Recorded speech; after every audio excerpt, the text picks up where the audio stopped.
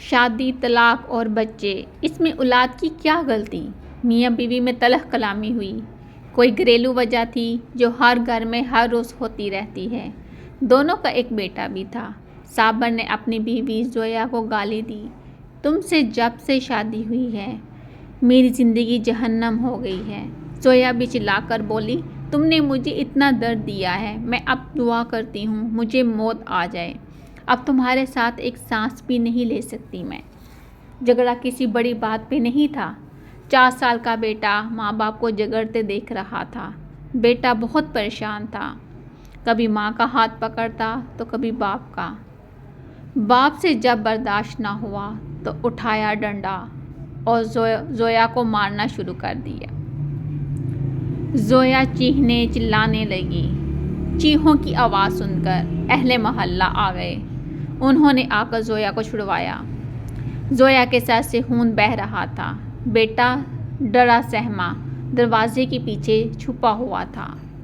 صابر نے چلا کر کہا، اس میں تم کو طلاق دیتا ہوں۔ 3 بار طلاق بولا اور زویا بیٹے کو لیے میکے آ گئی۔ بیٹا تھا کہ اس کے دل میں ایک عجیب سا ڈر گھر چکا تھا۔ وہ سب سے ڈرنے لگا تھا۔ 4 سال کا بیٹا وہ اپنی امی کی گود میں لیٹا ہوا تھا۔ امی کا دوپٹہ منہ پہ اوڑھے سو جاتا، ماں سے ایک پل کے لیے بھی جدا نہ ہوتا۔ ادھر باپ نے کورٹ میں کیس کر دیا، بیٹا میں اپنے پاس رکھوں گا۔ کورٹ سے آئی حد وصول ہوا۔ زویا کے بھائی نے حد پڑھا، بتایا صابر نے بیٹے کو اپنے پاس رکھنے کے لیے کیس دائر کیا ہے، اگلے ہفتے سنوائی ہے۔ بیٹا ماں کے پلو سے لگا ہوا، امی پاپا کیا کہتے ہیں؟ بیٹا اب 6 سال ہو چکا تھا۔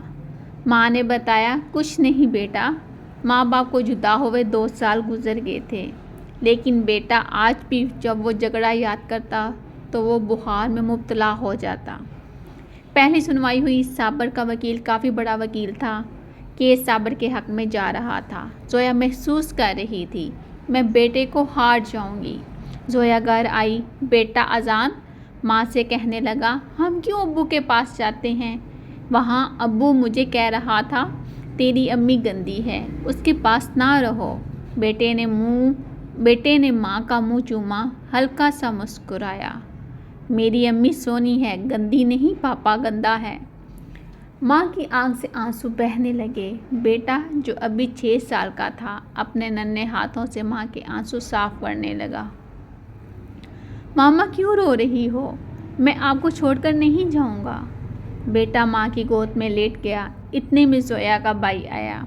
زویا کی طرف دیکھ کر بولا، ہم کیس ہار جائیں گے، اذان کو اس کے باپ کے حوالے کرنا پڑے گا، اس کا وکیل بہت بڑا ہے۔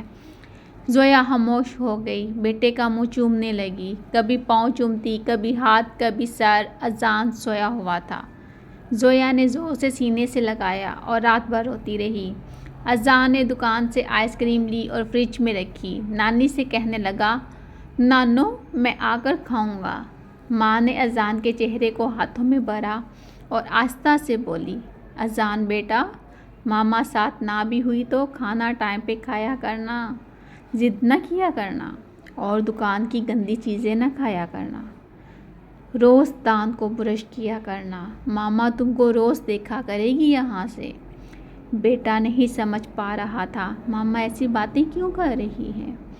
ماں نے ہاتھ پاؤں چومے۔ آج فائنل سنوائی تھی عدالت میں۔ زویا بیٹے کو گود میں لیے بیٹھی ہوئی تھی، دل زور زور سے دھڑک رہا تھا۔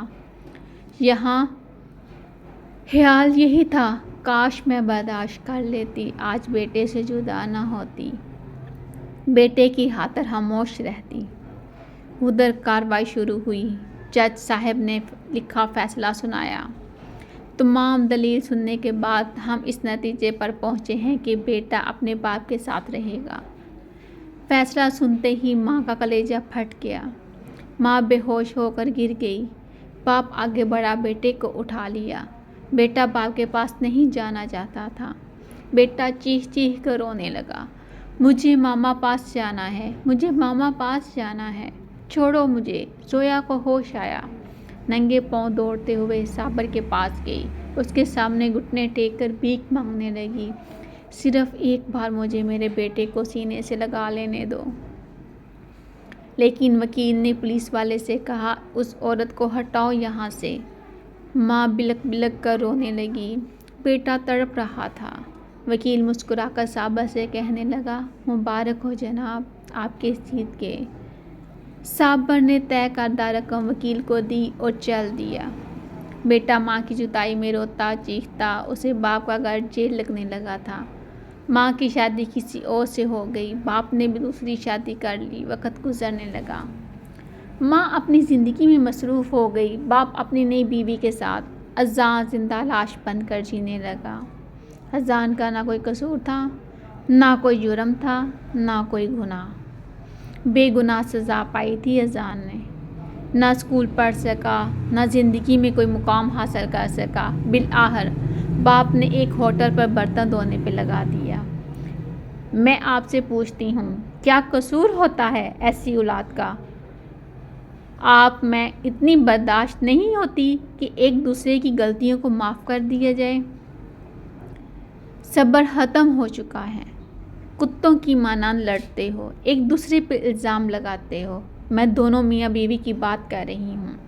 تم دونوں کی نفرت تمہاری اولاد کو کھا جاتی ہے اور یقین اس کو بھی قاتل کا نام دیتا ہے۔ پہلی شادی میں ایک دوسرے کی چھوٹی چھوٹی باتوں کو برداشت نہیں کرتے ہو اور دوسری شادی میں بڑی سے بڑی بات پر کمپرومائز کر لیتے ہو۔ نہ جانے آج بھی کتنے بچے ماں باپ کے زہرآلود نفرت پر قربان ہو رہے ہوں گے، جو بے گناہ برباد کر دیے جائیں گے۔ یقین آپ کے سامنے ہاتھ جوڑتا ہے۔ ایک دوسرے کو برداشت کرنا سیکھیں، ایک دوسرے کو سمجھنے کی کوشش کریں۔ یقین کا سفر جانتا ہے، شادی کے بعد میں بیوی کو سوچ کا ملنا ضروری نہیں، کیونکہ آپ لوگ دو الگ الگ انسان ہیں، الگ سوچ ہے، الگ خواہشات ہیں۔ نکاح کا مقصد ہی دو الگ انسانوں کو یکجا کرنا ہے۔ طلاق ہی ہر مسئلے کا حل نہیں ہے۔ آخرکار دوسری شادی ناکام کیوں نہیں ہوتی؟ اس کی وجہ کیا ہو سکتی ہے؟ تو میں بتاتی ہوں آپ کو، دوسری شادی اس لیے ناکام نہیں ہوتی کہ اس وقت ہم صبر کرنا سیکھ جاتے ہیں، برداشت کرنا سیکھ جاتے ہیں، ایک دوسرے کی غلطی کو اگنور کر کے آگے بڑھ جاتے ہیں۔ اگر ایسا بھی پہلی شادی میں کیا ہوتا تو اولاد حق نہ ہو۔ میری یہ سٹوری سن کر اگر کسی نے اپنی اولاد کو حق ہونے سے بچا لیا تو میرا مقصد مکمل ہو جائے گا۔ تو مجھے اجازت دیجیے، اللہ حافظ۔